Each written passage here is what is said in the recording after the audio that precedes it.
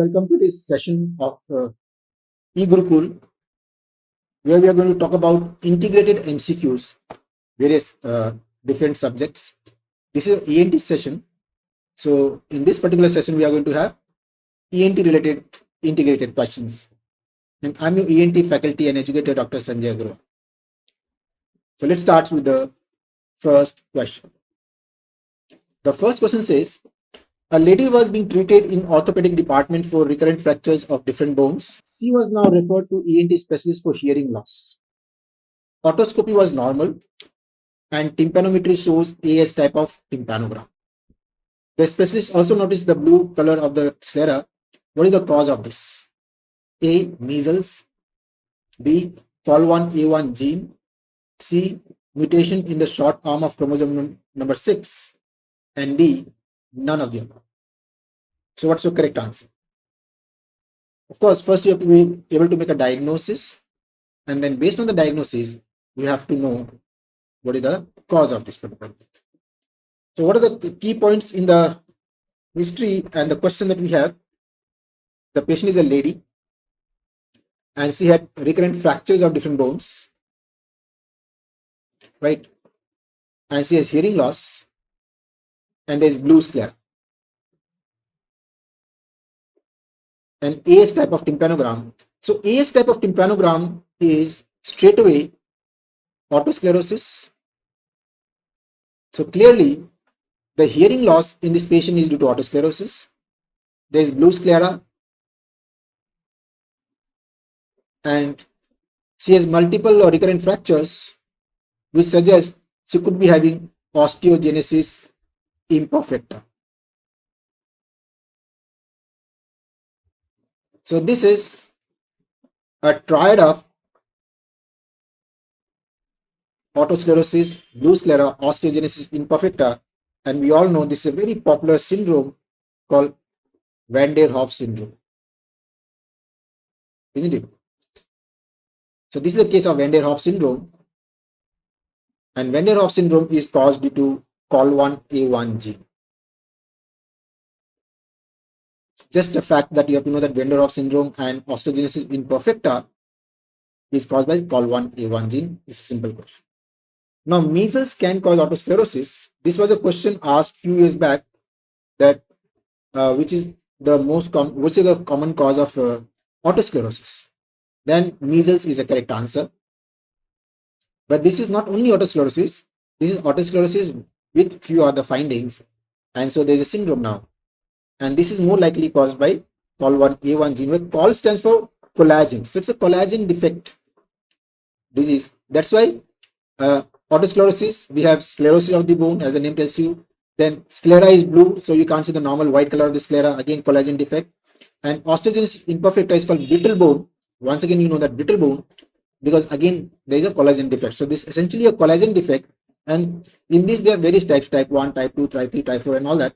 This is not important from the ENT point of view. Maybe in orthopedics, when you have osteogenesis imperfecta, they talk about all these things. Mutation on the short arm of chromosome number 6, this is a cause of Meniere's disease. It has nothing to do with this kind of condition. Meniere's disease is seen in males around 40 years of age, and the presentation of Meniere's is very, very different from the one which is given here. In Meniere's, you have fluctuating tinnitus, fluctuating hearing loss, episodes of vertigo, and there are features like Tullio's phenomena, recruitment, and things like that. Nothing of the sort which is given in this question. So if you read the first line, if you read the AS tympano, the point here was, the moment you read AS type of tympanogram, the first thing that comes to your mind is otosclerosis, and straight away when you think about otosclerosis, then measles comes to your mind. But here, this is not the only hearing loss is not the only problem in this patient. Along with hearing loss, as I've already told you, the other symptoms of fractures and blue sclera, and because of this, we have to think about a wider problem like COL1A1 gene, right? So this is your question number 1. Let us go to the next question. The patient whose image is shown presented to the ENT OPD for hearing evaluation. Which of the following type of hearing loss is expected in this patient? Is it conductive hearing loss, sensory neural hearing loss, mixed hearing loss, or any of them? So first you have to make a diagnosis by looking at the picture, and you have to know that this patient with this image also has a hearing loss. I'm sure everybody knows that this is a Van der Berg syndrome.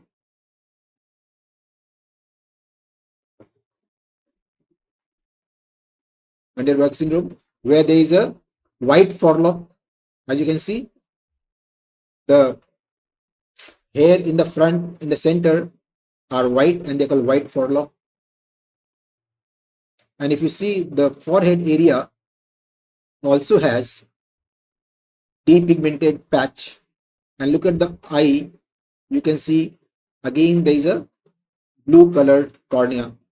So this is depigmentation.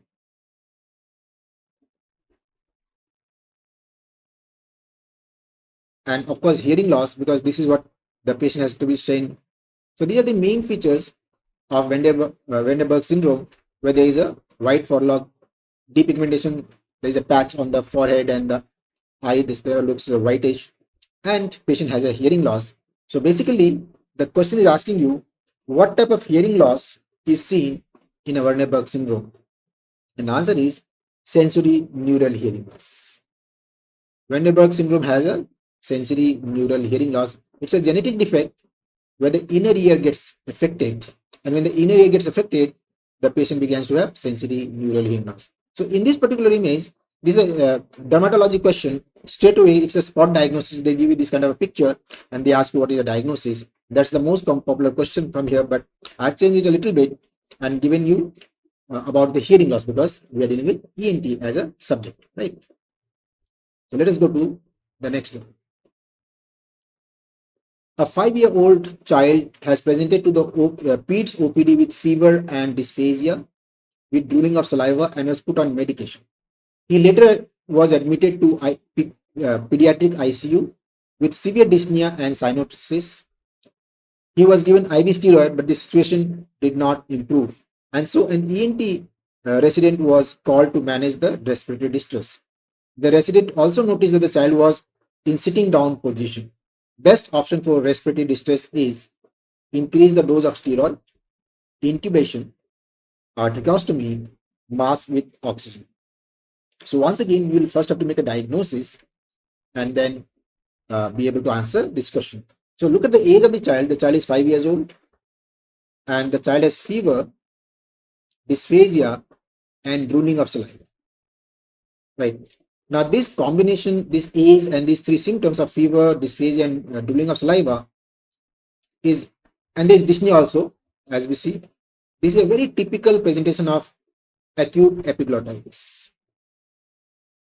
So this child probably has acute epiglottitis. In epiglottitis, usually we say there are 3 Ds, 3 Ds. So what are the 3 Ds? Dyspnea,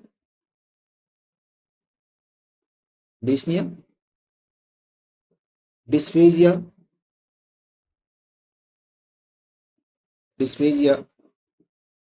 and drooling of saliva, of course.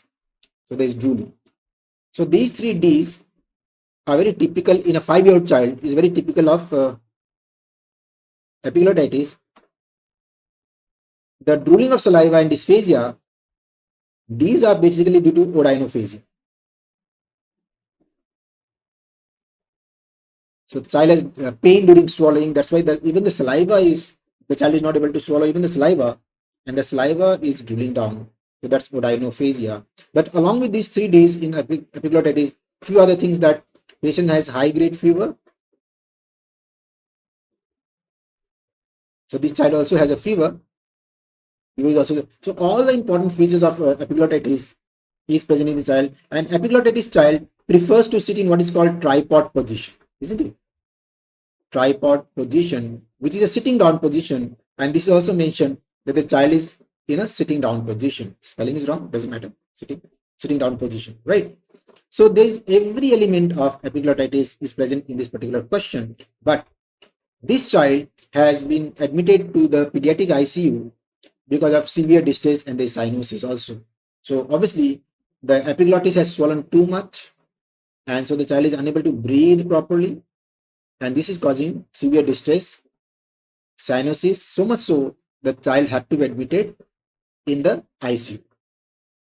Now, and this is a very typical, this happens in epiglottitis very commonly, that the epiglottis of the child gets inflamed too much suddenly.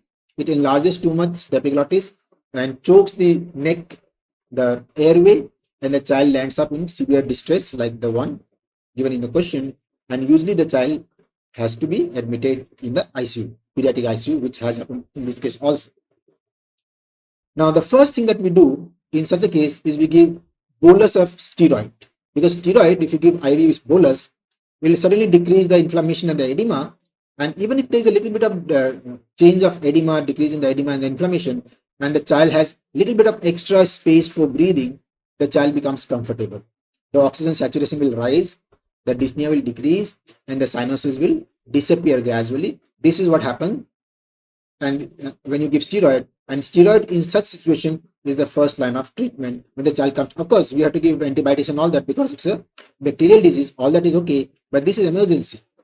ABC in emergency, airway bleeding circulation. This airway problem, the child is unable to breathe, so we have to take care of airway, and that's why we give steroids to this child. So, but the steroid in this child, which is IV bolus, actually is not working, and that's why the ENT resident was called to manage this airway. So what should you do? Should you increase the dose of steroid? Should you intubate? Should you do tracheostomy or mask with oxygen? What do you think? What is your answer? Absolutely right. We have to do what? Steroid has been tried, so steroid is not going to work anymore. Waste of time. See here, another factor is that time is a very important factor. In children, the airway can suddenly get choked completely, and the child can land up into serious problem, and you might not be able to do anything. And that's why you cannot waste too much of time. Also, you have to take proactive. You have to be more proactive, and you have to take some curative measures. If the epiglottis is blocking the airway, your mask and oxygen is not going to help, because if you put a mask and oxygen, the pathway has to be the same, and that pathway is choked, blocked, and that's why we are left with two options: either tracheostomy or intubation. So which one do you go for? If you're going for intubation, then I'm afraid it's a long answer. The correct answer is tracheostomy. So you do tracheostomy. So tracheostomy C is the correct answer in this particular case. Now you might be wondering that tracheostomy is a surgery, proper surgery, and intubation is such a procedure. It's almost like a non-invasive procedure in the sense that you're not cutting anything, you're not giving any incision and all that. You just have to intubate the tube, insert a tube inside. So why go for a surgery when you have an option which is not a surgical option, which is not an invasive procedure? Second thing, tracheostomy is definitely going to take more time. Intubation takes few seconds. If you know how to do intubate, it's a very fast procedure. And I just told you that time is an important factor. Despite the fact that intubation is non-invasive, it takes less time, yet why did you go for tracheostomy? Think about this. Now, in epiglottitis, in such situation where you have first given steroid and the steroid is not working, then we prefer tracheostomy over intubation because of two reasons. Number one, in an inflamed larynx of child, this is an inflamed larynx of a child, this is epiglottitis, part of the larynx. If you touch this larynx, chances of laryngospasm is very high. If you touch an inflamed larynx of a child, not only epiglottitis, even if you have other conditions where the larynx is inflamed, especially in children, if you touch it, the chances of laryngospasm, the larynx overreacts, it goes into spasm, and this becomes acute emergency. Now you have to do a tracheostomy, you're left with nostrils. So why take this chance? Right. Second, epiglottis is swollen.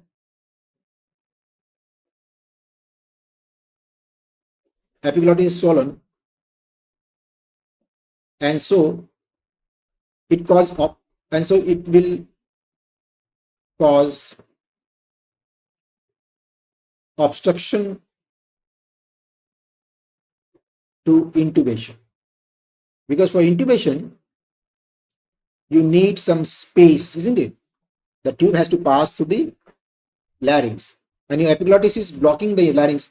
Even the air is not going to pass. It is so much choked or blocked that air is not able to pass through this. That's why it is dyspnea, severe dyspnea, and cyanosis. How can you insert a tube?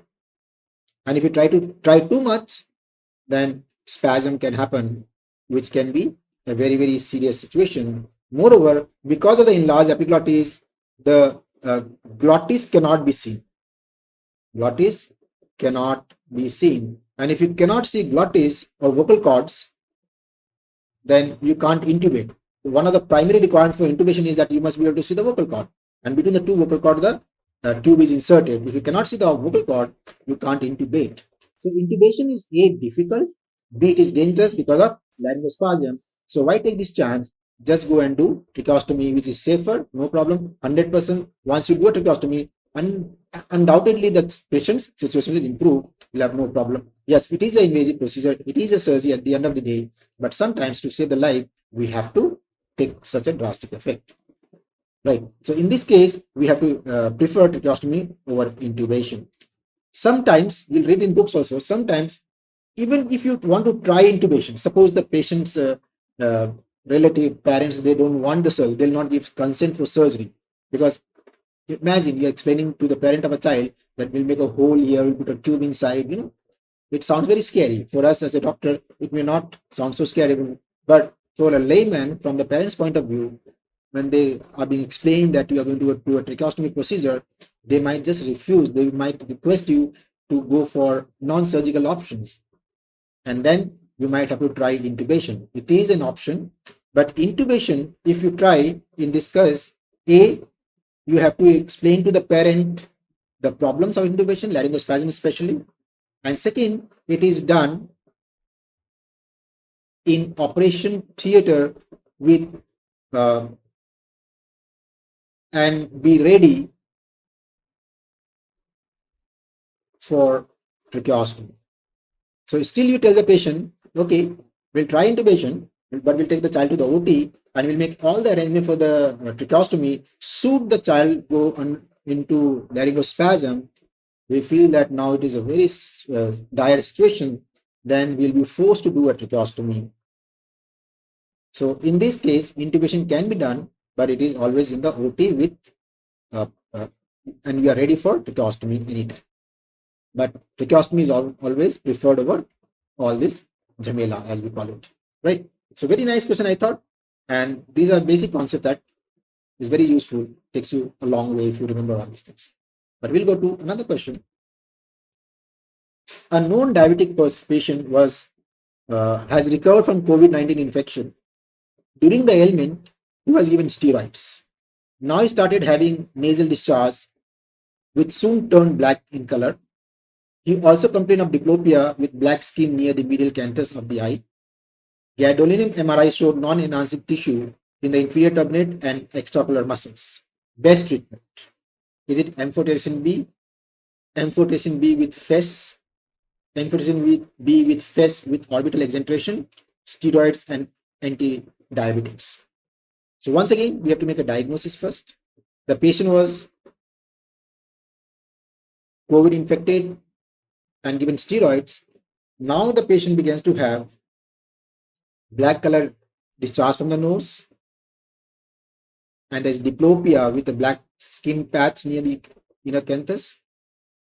All this suggests black fungus, isn't it?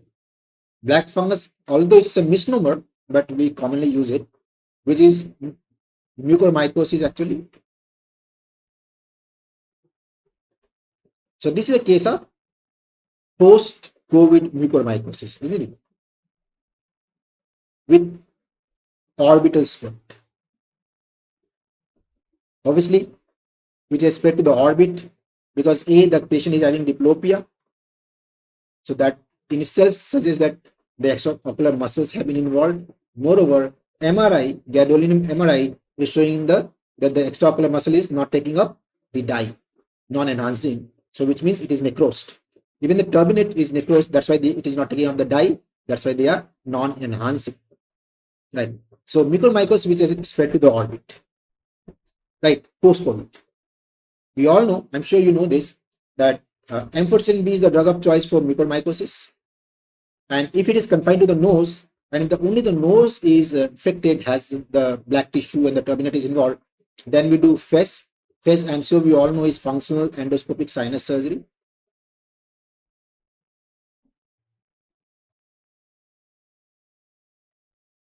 Functional endoscopic sinus surgery is FES. So this is done. But in this case, the disease has spread into the orbit also. And if it is spread to the orbit, we are left with no other choice but orbital exenteration. Has to be done. So this is C. C is the correct answer. Amphotericin B plus FES plus orbital exenteration. Now, a similar question was asked almost 6-7 years back, much before COVID took place. A similar question was asked in the NEET PG exam. Same question, almost very similar, that a patient has mucormycosis which has spread to the orbit, causing diplopia. So what do? One of the choices was orbital exenteration. Now, when this mucormycosis has spread to the orbit, we have two surgical options. One is we do decompression of the orbit.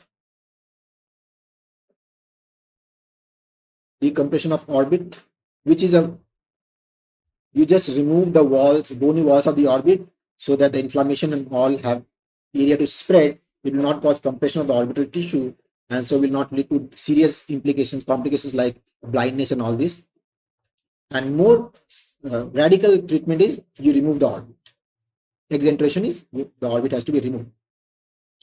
So when the mucormycosis has a very limited involvement of the orbital tissue, when the extraocular muscles and the soft tissue of the orbit has not been involved by the fungus properly, only the fungus is on the side and the inflammation is there, and the inflammation in the orbit due to the fungus on the side is causing some problem. In those cases, you can go for a more conservative management like decompression of the orbit. But once there is a full-blown involvement of the orbit, like the muscles are involved or the soft tissue is involved, which can be seen by MRI or maybe that black patch also, now you can't take chances. Then you have to be more radical in your approach and you have to do orbital exenteration. Our fear is that it might go from orbit to the cranial cavity. Now, if it goes to the cranial cavity, then what do you remove? Then it becomes a very, very, very serious problem, isn't it? That's why we cannot take chance. In this case, we have to sacrifice the eye in order to save the brain or the life. Saving the brain means indirectly you are saving the life of the patient. That's why you have to do orbital exenteration. And don't be surprised, don't think it is only theory, it is practical. In this second wave of COVID, where there were a lot of these cases of orbital involvement, a lot of patients had to undergo this particular procedure of orbital exenteration. And there were very unfortunate ones who had to be operated on both the eyes. Both the eyes had to be removed. And if you remove both the eyes, you understand for the rest of the year, these people are going to remain blind. But what to do? You have to save the life. For that, you have to take radical approach. So it was done, it is done, and it is very much a part of the treatment. Now, about COVID, mucormycosis post-COVID and the orbital involvement and all that, we have a YouTube video. It's a very nice video with all the relevant information. So I will highly recommend that you go and watch that video if you are interested in this particular topic, right? And because amphotericin B is not the only drug, in some people this is contraindicated because amphotericin B is a very toxic drug. There's a lot of side effects, complications. So sometimes you cannot give this. Either you cannot give the patient already has a problem, or once you start this drug, patient start having problem because of the drug. In those cases, you have to go for other alternatives. All this information is given in the particular video. So you should go and watch the video. But remember this, that if mucormycosis involve the orbit and the orbit is fully involved, properly involved, you have to do exenteration of the orbit along with, of course, other things. Right? Next one. The surgeon has performed total thyroidectomy in a 45-year-old lady. After the surgery, she complained of hoarseness of voice. There is no aspiration, no difficulty in breathing or dyspnea. She was referred to ENT specialist for laryngoscopy examination. What is the most likely finding on laryngoscopy? Of course, a unilateral abductor palsy, bilateral abductor palsy, bilateral adductor palsy, skewed position of the and with loose vocal cord. So very clearly, there is a thyroidectomy surgery being performed, and post thyroidectomy, the patient begins to have hoarseness of voice, change in voice. but no dyspnea, no aspiration. So first of all, with this finding where the patient only has dyspnea, hoarseness, and no dyspnea or aspiration, you have to know which nerve is damaged, which nerve damage causes this kind of a problem. And based on that, you have to know what is the finding. So what is your answer first of all? Is it unilateral abductor palsy, bilateral abductor palsy, bilateral adductor palsy, or acute position with loose vocal? What do you think? The answer is A, unilateral abductor. Now, this is a very important topic from me. See, the type of vocal cord paralysis, the common ones, we can have unilateral abductor palsy, and this is due to recurrent laryngeal nerve palsy, right? And this causes hoarseness of voice.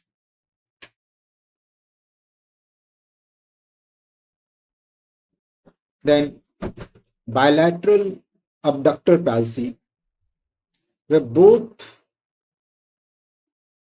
recurrent laryngeal nerve damage. This causes dyspnea as the main symptom, difficulty in breathing. Then there is a possibility of unilateral adductor palsy. In this, vagus is damaged. This causes hoarseness of voice. Now, this hoarseness is the only complaint, but this is not the right answer. Why? A, this is not given in the choices, first of all. And vagus gets damaged in skull base. Vagus is top at the skull base area. In the thyroid area, this is thyroidectomy. In thyroidectomy patient, you cannot have damage to the vagus because vagus is not here. Vagus divides much before the hyoid bone. And that's why in skull base surgery with hoarseness, one might have a unilateral vagus palsy, but in thyroidectomy, you cannot damage the vagus one. But as it is, even otherwise, this choice is not given. So this is, of course, not the correct answer. Then bilateral adductor palsy, where both vagus are gone. Again, this has to be skull-based surgery. It cannot happen in thyroidectomy. But this patient has aphonia plus minus aspiration. And this patient has none of the two. So this is not possible. And then external laryngeal palsy and superior laryngeal nerve palsy, external and superior, they will cause loose vocal cord with acute position. But this patient will not have hoarseness, which is the main complaint. This patient will have low pitch voice. This patient will have low pitch voice and no aspiration, no hoarseness. So hoarseness of voice after nerve damage is either this one, unilateral abductor palsy, or this one, unilateral vagus palsy. So this is our correct answer because this is A, not given, and B, in a thyroidectomy surgery, vagus cannot be right. So this information is very, very important. For all these palsies, all these types of paralysis, you have to know three things. In each of them, what is the position of the vocal cord? A, what are the main symptoms? The symptoms are given here. And C, the surgical option. For each of them, sometimes you have to do surgery to improve the symptoms. So what are the surgical options we have for each of them? That's another important point that you should know. And it's a vocal cord paralysis is a controversial question. There are a lot of controversies which are differently given in different books, and that's why. And it's a slightly difficult topic also. I highly recommend that you watch the eGurukul video on this topic, vocal cord palsy. I'm telling you, once you watch this video on eGurukul, all your fundas will get clear. It's a very difficult topic. How to approach this question? There is a certain logic how to approach this question because this is very popular. Even it was asked even the last question, last exam. And let me tell you, almost 50% of the people, no matter how well you know, almost 50% of the time people get it wrong. Questions on vocal cord paralysis. So you have to know how to approach this question. There's a certain trick hack, and this is given in the, as I said, on this chapter, on this video in eGurukul. So you must watch that. So the answer in this case is A, unilateral adductor palsy. Done. So rest of the features I've already told you in each of them what is the main features. Then next question. A child is posted for tonsillectomy surgery. The anesthetist was giving general anesthesia, and while intubating actually the child, he noticed congestion on the posterior pharyngeal wall. What should be done? So you understand the question? The patient was posted for tonsillectomy surgery, and obviously, for tonsillectomy is done under general anesthesia, so anesthetist is involved for that. So while he was giving anesthesia and was trying to intubate the child, he noticed that the posterior pharyngeal wall is congested. So what do you do now? Give IV steroid and continue the surgery. Give antibiotics and continue the procedure. Get X-ray test done and continue, and postpone the surgery. So what do you think we'll do in this case? So what is the diagnosis first? Clearly, the patient, of course, is a patient of tonsillitis, posted for tonsillectomy, and now the patient has acute throat infection. What causes the congestion of the posterior wall of the pharynx? Acute URTI, upper respiratory tract infection. Most common it is viral, but can be bacterial also. But it's a viral infection, most probably. Now, the problem with tonsil surgery and adenoid surgery and many other like nose surgery, septoplasty, SMR, FES, tonsillectomy, adenoidectomy, these are surgery in the airway. You are, you know, so when we draw the face like this, now this is, we all know, we breathe through this path. This is how we breathe. This is airway. And if you have to do surgery in the nose or in the tonsil, which is here, this is your tonsil.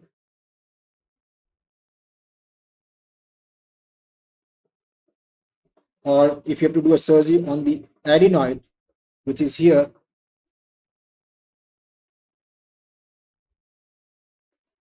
so problem with this surgery is that you are doing the surgery and the anesthetist is also using the same route, same pathway for anesthesia. And that's why it's a very dangerous. These surgeries are very dangerous if you are doing surgery on the air path, where you have to intubate and you have to give gas, anesthetic gas and all through this. It is always a very risky surgery, right? And now if you have the congestion in the posterior pharyngeal wall,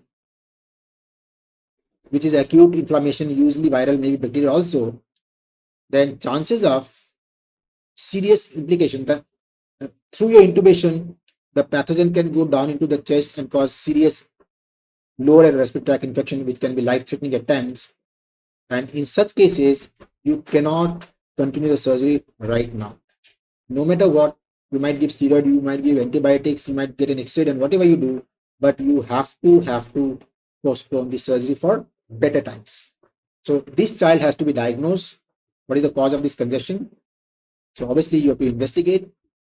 You get various X-rays done, nose X-ray, maybe if the child is suspected of sinusitis causing this problem. Maybe chest X-ray has to be done. Maybe you have to take a swab from the throat and culture and know what pathogen is going there and treat accordingly. So this child has to be investigated properly, treated for this congestion, and reposted for surgery. You cannot do the surgery now. It's absolutely no. Even if there's a little bit of problem in the pharynx, in this surgery like adenoidectomy and tonsillectomy, you have to postpone the surgery. Otherwise, it can be life-threatening at times. You cannot take chances with such conditions, especially when the child is involved. So postpone the surgery.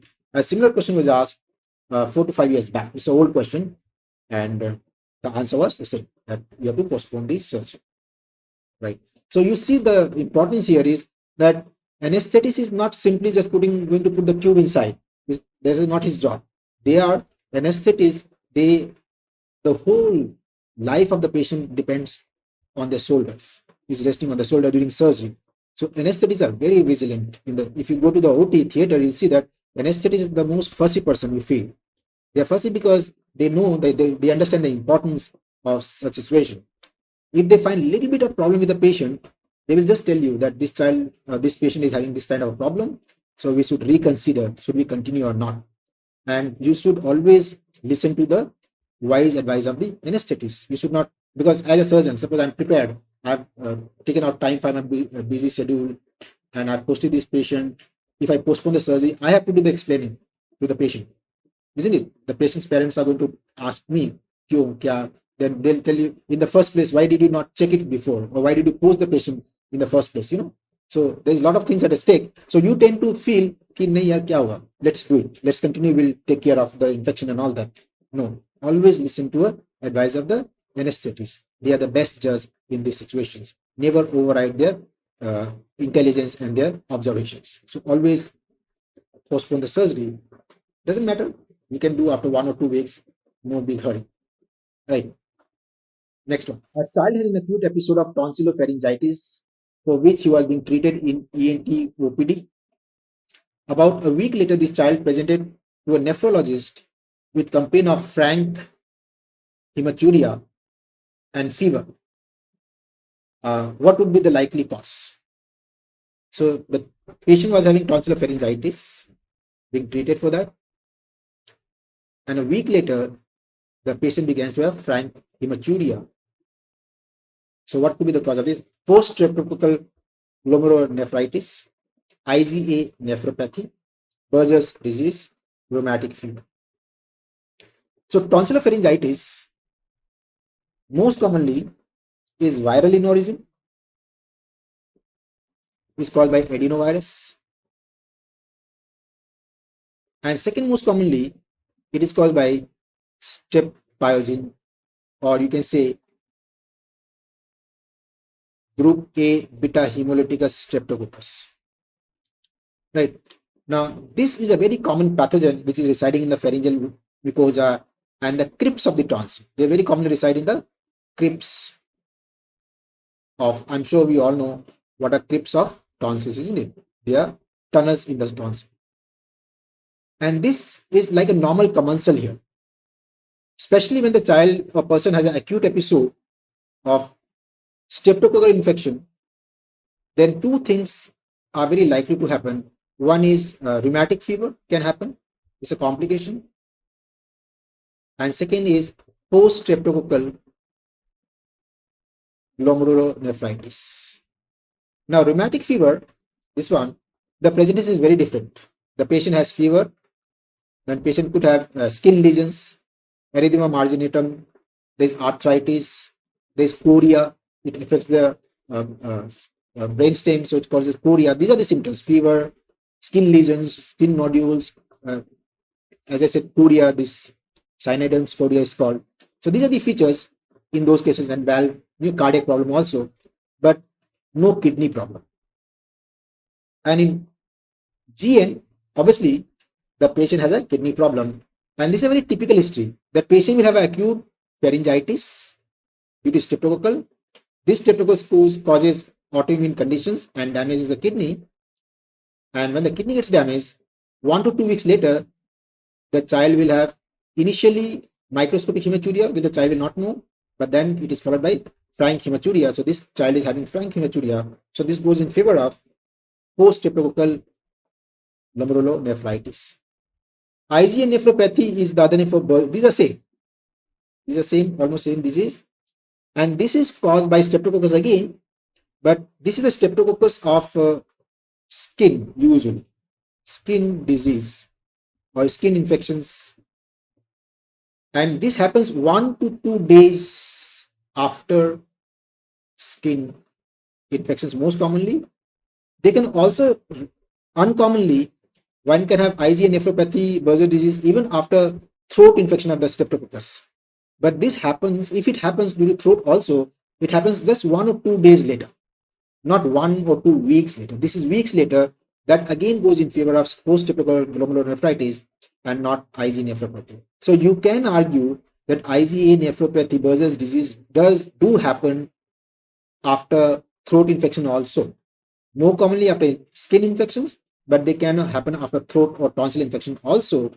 So why not this case? The answer is, in those cases, the hematuria or the GN happens 1 or 2 immediately. You have infection today, tomorrow the patient starts having problem in the kidney or hematuria. not 1 or 2 weeks later, like in the name post streptococcal. The name tells you it is after a few days after the streptococcal infection of the throat. So that goes in favor of that, right? So point is that throat infections in children should not be taken lightly. Tonsillitis, pharyngitis should not be taken lightly because they can lead to serious problems like the ones they are given in the choices. They are all kidney problems, cardiac problems. They're serious, sometimes even life threatening, very, very serious. So tonsillectomy has to be taken very, very seriously. And many of these patients, to avoid these complications in tonsillar hypertrophic recurrent tonsil infections, we go for tonsillectomy surgery and adenoidectomy. We should not underestimate the problems with this patient because a lot of parents will not want to get tonsillectomy and adenoidectomy surgery done because obviously nobody wants the child to be operated upon, but you have to explain that this simple looking tonsil or simple looking pharyngeal infection can have serious implications. So either you be very careful with your treatment, antibiotics and all that, or you do a tonsillectomy and adenoidectomy. So once you take a tonsillectomy, this you have taken care of crypts. You have removed the crypts. So at least the crypts will, which is the main source, the site of harboring of the pathogen, you remove the main source where the pathogen accumulate, and it helps a lot. Very useful. Right? Next. A film actress presented to an ophthalmologist with excess watering of left eye. Lacrimal canaliculi probing was done and a diagnosis of dacrocystitis was made. And dacrocystorhinostomy was planned. The patient refused the conventional surgery for fear of a scar on the face. The patient was referred to ENT specialist for endoscopic DCR. Where will the rhinostomy be done in this patient? Right? Superior meatus, supreme meatus, middle meatus, inferior meatus. So the patient is very clearly an actress, and this film actress has excessive watering of the eye because of dacrocystitis. So the diagnosis of dacrocystitis was made by the ophthalmologist. And in dacrocystitis, which is not treatable with medicines, you have to do a surgery called dacrocystorhinostomy. Now, dacrocystorhinostomy, in this we make a bypass. So these are the two lacrimal punctum in the lower eyelid and the upper eyelid. Then they become lacrimal canaliculi, upper and lower canaliculi. Then it becomes a common canaliculi. This common lacrimal canaliculi opens in the lacrimal sac, and the lacrimal sac then drains through nasolacrimal duct. This is NLD, nasolacrimal duct. It opens into inferior meatus. We know this. This is the lacrimal sac, and these are upper and lower lacrimal canaliculi, and there's a common canaliculi. Right. And the whole thing is called lacrimal apparatus. The whole thing is called lacrimal apparatus. So when there is a blockade of this, usually of this duct somewhere, anywhere, then this tears cannot drain out. So the tears starts accumulating inside. And once it is full, then it starts coming out. It cannot go anymore. So that causes excessive watering from the eye. So now it is full, it is blocked, it is full, no more fluid can go inside. So any additional production of tears is going to flow out. Excessive watering of the eye. This is what has happened. So you have to do lacrimal probing and all that and make a diagnosis. We try to first treat with medicines, but if all that fails, we have to do dacrocystorhinostomy. So we have planned to do this. In dacrocystorhinostomy, you have to make a bypass, and it is made here. In the sac, we make a bypass so that we make a hole here so that it starts draining from here directly into the nasal cavity. It will not have to go through the usual path. It will drain from here. And this surgery is called dacrocystorhinostomy. Rhinostomy means making an opening in the nose. Rhinostomy. Right? So this is opening in the nose. Now this surgery can be done from outside here. You go from outside near the canthus. From there you go inside, give a incision near the medial canthus of the eye. From there you go inside and make an opening here. but as it says, it will leave a scar. And this patient is a film actress, and cosmetic look is very important for them, so they refuse the scar. So the second option is we can go through the nose endoscopically. We can go through the nose endoscopically and go inside and make an opening here without giving any incision on the external skin. So this will save the cosmetic problems. So where is the incision made? The incision is made, or rhinostomy is done in the middle meatus, because this is opening in the inferior meatus, isn't it? So you have to bypass the inferior meatus. So inferior meatus को ऊपर करना पड़ेगा, and above the inferior meatus is the middle meatus. This sac is opposite the middle meatus, so you have to make the opening in the middle meatus. This is again a question, 2 years old question.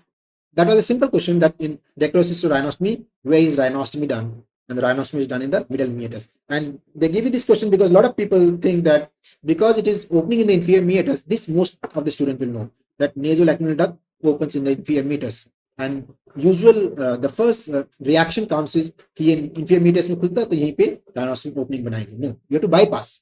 If the pipe is there, if the pipe is blocked here, you have to make an opening somewhere above this obstruction, isn't it? You cannot make the opening here. It will not work. It has to be above, before that, proximal to that. And proximal to the inferior meatus is the middle meatus, quite logical, right? So if you do external and dacryocysto conventional, which is done by the ophthalmologist, there are two common problems. One is scar, as we discussed, and it can also damage medial canthal ligament.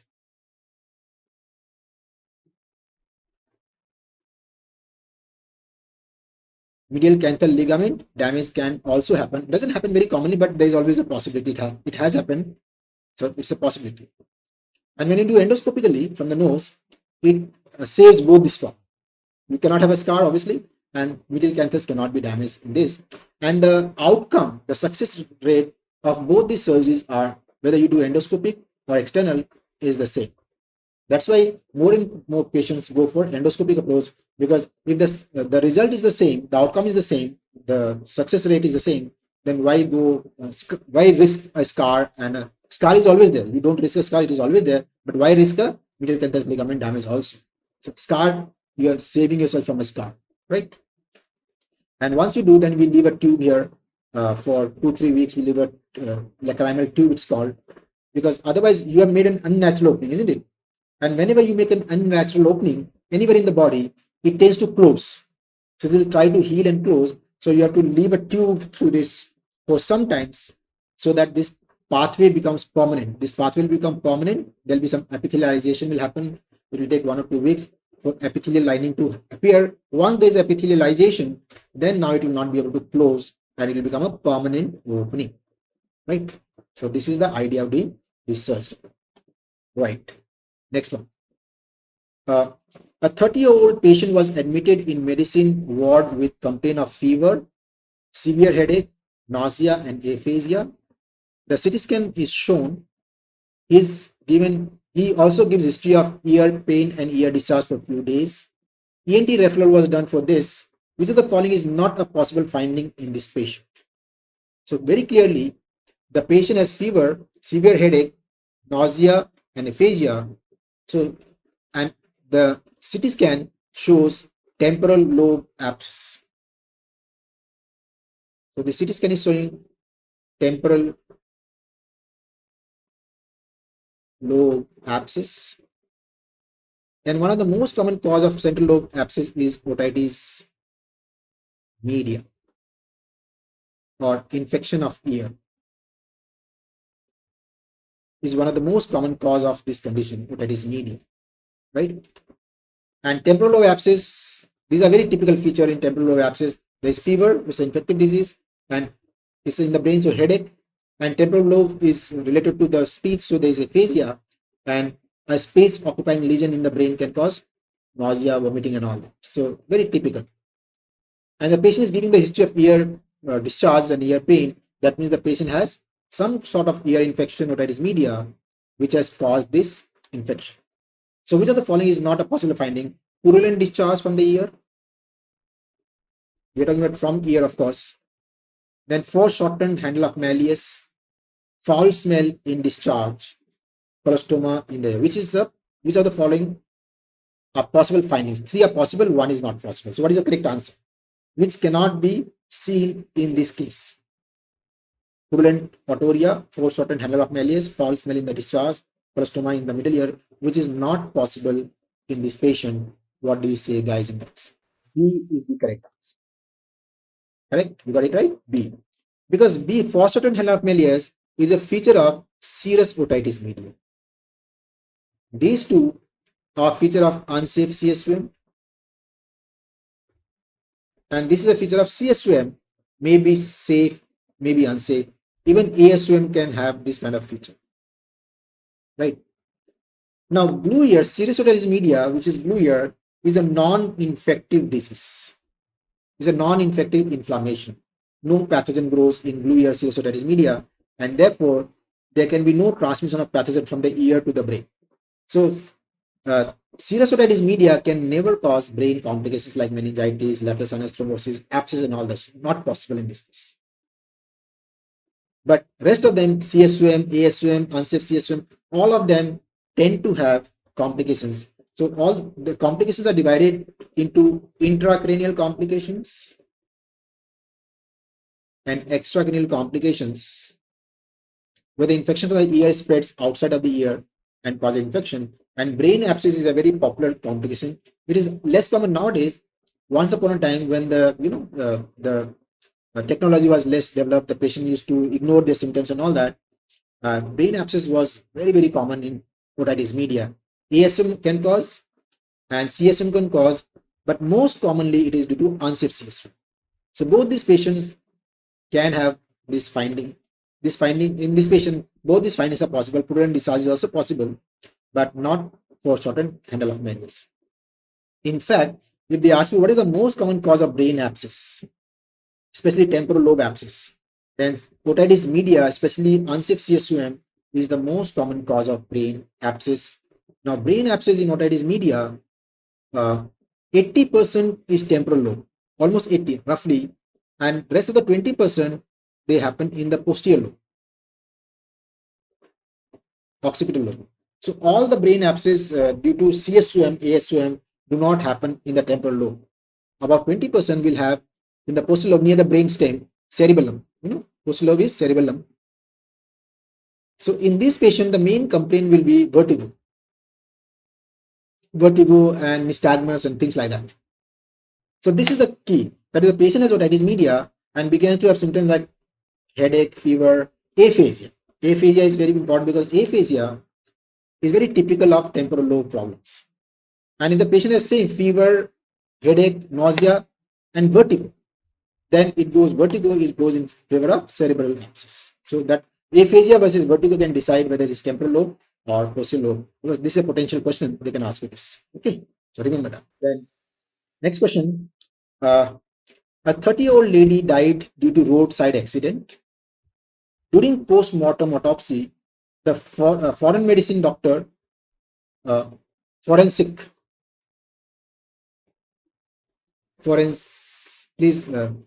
medicine doctor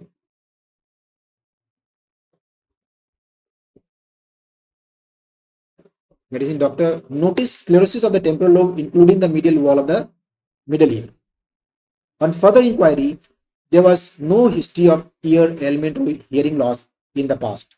Most likely diagnosis. This is a normal finding. Histological autosclerosis, clinical autosclerosis, cochlear autosclerosis. I hope you get the question. The lady did not die of any disease. She had a sudden roadside accident. And in roadside accidents, death, autopsy is mandatory anywhere in the world. So during autopsy, post-mortem, it was found that the temporal lobe and the middle wall of the middle ear has sclerosis. So, it was the history was taken from the family member, but there was no history of any ear ailment or ear hearing loss. Yet there is a sclerosis in the temporal bone and the middle ear. So what is the likely diagnosis? Is it normal finding? Is it histological autosclerosis, clinical autosclerosis, or cochlear autosclerosis? What is the answer, guys? Absolutely right. It is histological autosclerosis. Now, this is not a normal finding. Why should there be sclerosis in the temporal bone? This is not a normal finding. Now, autosclerosis can be divided into three types depending on the symptom. Clinical autosclerosis where the only symptom is conductive hearing loss. CHL is conductive hearing loss is the only symptom.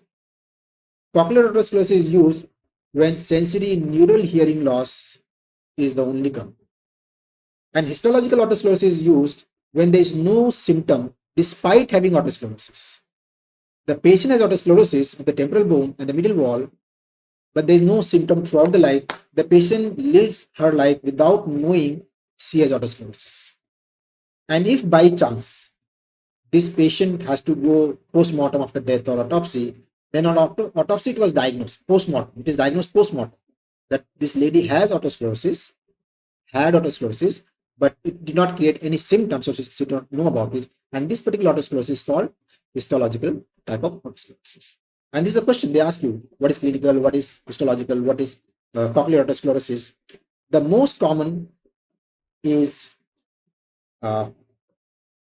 clinical type is most common type, and cochlear is least common.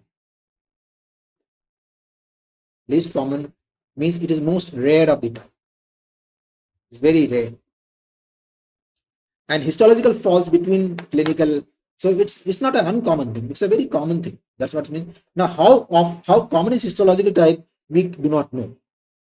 You can only know if you do autopsy of every person who dies without any symptom and look at the temporal bone, which is not possible.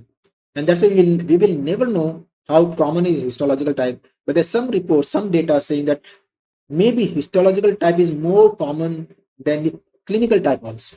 There are some books will say the most common type is histological type because this patient never know and so they never complain, but it is very common. This is the logic, but we will never know the truth. Okay, and because it is not going any symptoms, we don't bother. So it's academically it is important. We have to know these figures and all that, but clinically sitting in the OPD, it doesn't matter. If you don't have symptoms, why bother, isn't it? So I think these are the questions that we had in this session. And I hope that you found this session useful. Different types of question, integration of different, this is a very nice, I can say that step taken by this, our institute, where we are giving you integration, because this is going to be the future of our exam, that they are going to be giving you a lot of integration question and very little of a pre and paraclinical in future. So almost all the questions are going to be clinical based. So pay more attention to the clinical type questions. So with this, I take a leave. Thank you for joining this, and please work very, very hard because we all want to see you with good results. God bless. Thank you, and your ENT faculty, Dr. Sandhya, saying you bye. Ciao.